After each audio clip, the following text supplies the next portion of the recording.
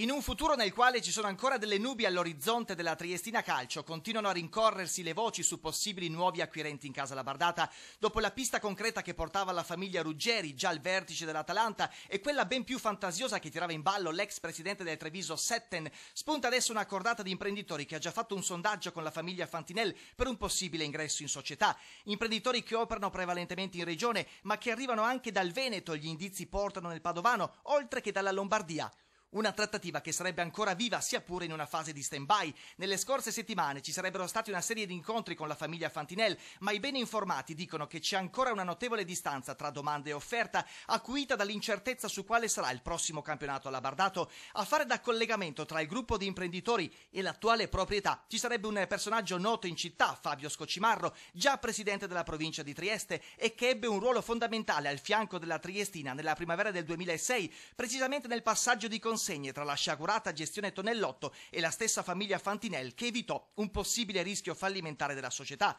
Nodo fondamentale per venire a capo della situazione e condurre in porto la trattativa sarà quello di capire come si evolverà la delicata vicenda legata al calcio scommesse, se cioè il prossimo anno la Triestina giocherà in Lega Pro, prima divisione, come ha decretato il verdetto del campo, oppure se la classifica dell'ultimo anno sarà stravolta dalle decisioni della giustizia sportiva e la compagine rossa labardata si ritroverà ancora in Serie B per il 10° anno consecutivo.